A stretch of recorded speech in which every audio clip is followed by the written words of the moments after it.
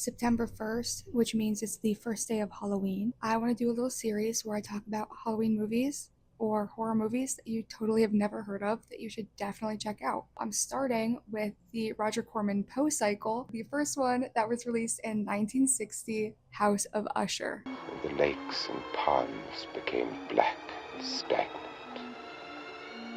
and the land withered as before a plague. Plague? Yes, Mr. Winthrop.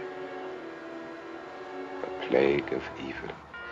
This movie has a special place in my heart because it's one of the first Roger Corman movies I ever saw. The first movie out of the whole Poe cycle that I ever saw. I got super into it after I watched the first one. This is the first out of 8 movies that are in this cycle, all released by American International Pictures, which doesn't even exist anymore. All but one star Vincent Price, who is my favorite actor. So basically it starts, there's this guy, Philip, who's walking through this very barren wasteland, and he's traveling to the House of Usher to go see his fiancée, Madeline, who he has not seen since she was previously in Boston. When he first gets there, he meets Madeline's brother, Roderick. He's such a weirdo. He has this weird blonde hair. He has this thing that he calls an affliction of the senses. So whenever Philip talks loud, or if anything loud happens around the house, he gets super freaked out. And he does this thing where he's like, I gather you know who I am, If sir. you please, Mr. Winthrop. so yeah, basically the whole place just has a super eerie vibe. Philip wants to bring Madeline back with him to Boston so they could finally get married.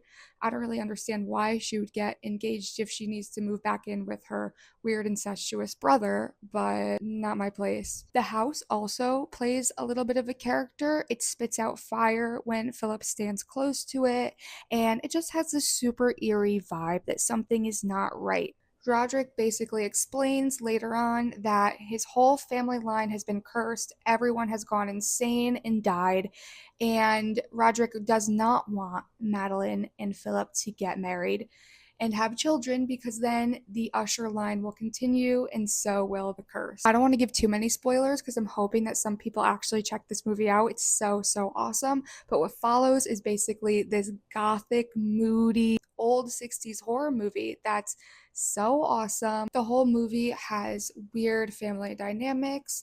It features catalytic spells and a butler who seriously could not give less of a fuck about anybody living in that house.